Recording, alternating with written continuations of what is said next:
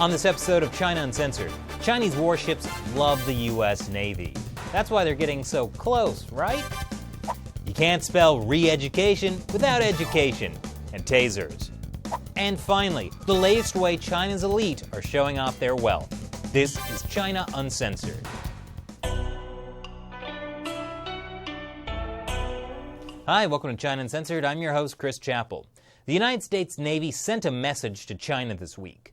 2 U.S. warships sailed through the Strait of Taiwan.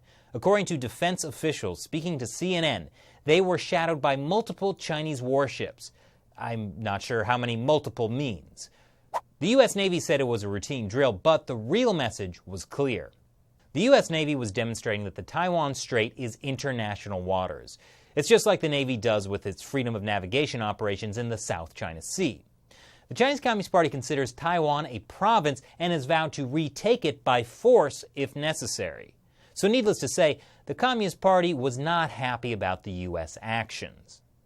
The Taiwan issue concerns China's sovereignty and territorial integrity and is the most important, most sensitive issue in China-U.S. relations. It's an even more important issue than the trade war? Wow. The U.S. Navy did the same thing back in July. But lately, China has become more aggressive in dealing with U.S. freedom of navigation operations. Earlier in October, the U.S. and Chinese navies played a game of chicken in disputed waters of the South China Sea. The pictures tell the story. A dangerously close encounter between a U.S. Navy ship and a Chinese warship in the South China Sea. So close, the U.S. Navy says, just 45 yards or 41 meters apart. To give the Chinese side the benefit of the doubt, those warships are also made in China, so maybe the steering just broke. Meanwhile, Taiwan intelligence officials say the Chinese Communist Party has been interfering in their elections, which is one thing they have in common with the Trump administration.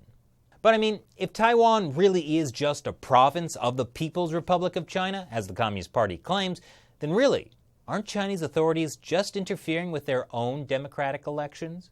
See? There is democracy in China. Case closed.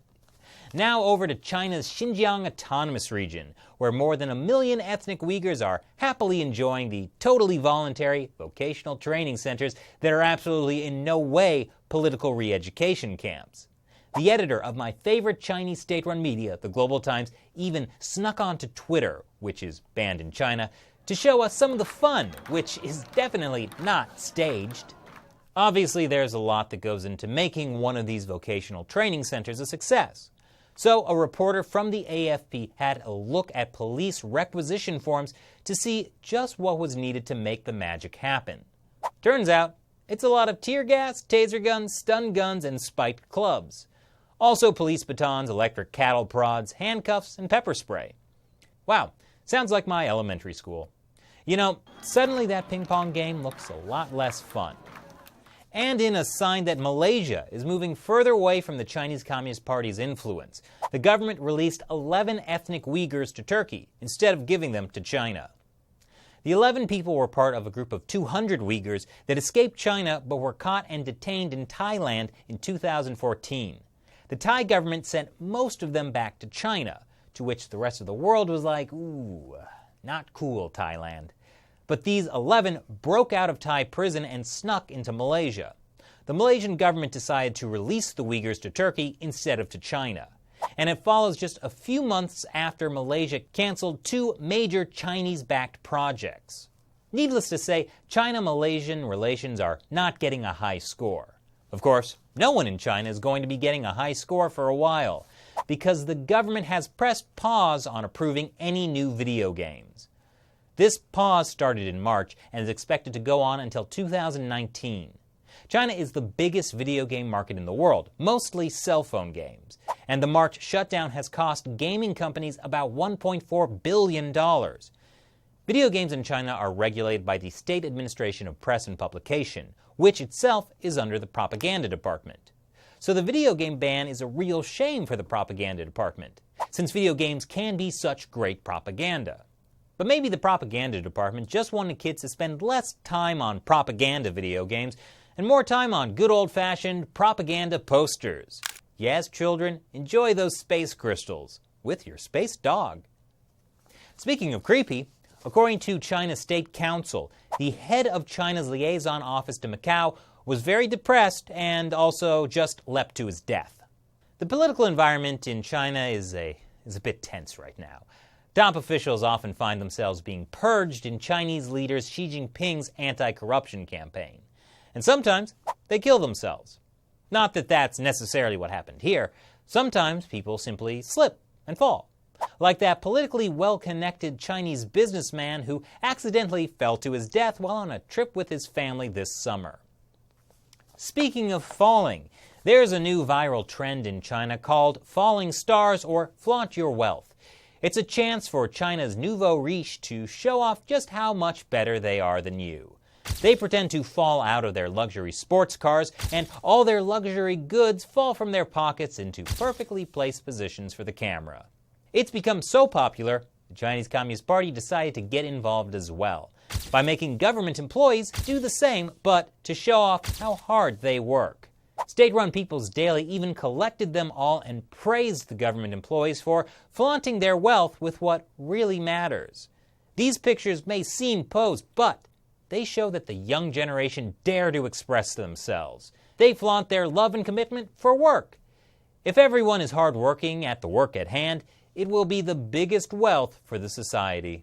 Why, if only all government employees felt that way, then maybe fewer of them would be getting depressed and falling from buildings. So what do you think? Leave your comments below. And now, it's the moment you've all been waiting for, when I answer questions from a member of the China Uncensored 50-Cent Army, the fans who make this show possible by contributing to the crowdfunding website Patreon. Daphne asks, why do you think other countries have largely turned a blind eye to China's mischiefs? Haven't they learned from the Nazis that this kind of attitude will lead to more problems down the road? Good question. It's actually interesting to look at what happened when the Nazis first took power in Germany in 1933. There were mixed reactions from other countries. For example, these pictures are from New Jersey. And many Western companies were initially pretty okay with the Nazis as well. I mean, we can engage the Nazis so much better if we're involved in the German market and all the money there, right?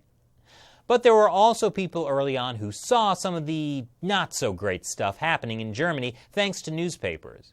And tens of thousands of Americans did protest the Nazis, boycott German-made goods, and signed petitions asking the U.S. president to speak out against the persecution of the Jews. But President Roosevelt didn't say anything, partly because the U.S. didn't want to interfere in a foreign country. Also, Germany owed U.S. banks billions of dollars, and the U.S. government was afraid Hitler would just cancel his debts.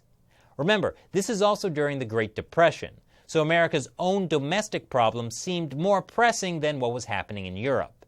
And unfortunately, these are many of the same reasons why other countries are not speaking up about the Chinese Communist Party now.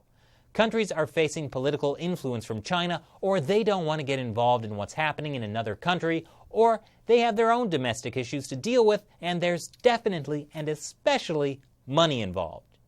Now, I'm not saying the Chinese regime today is like the Nazis. I mean, it's not like they're rounding up people based on their ethnicity and putting them into camps, and then producing propaganda videos showing how great life is in those camps.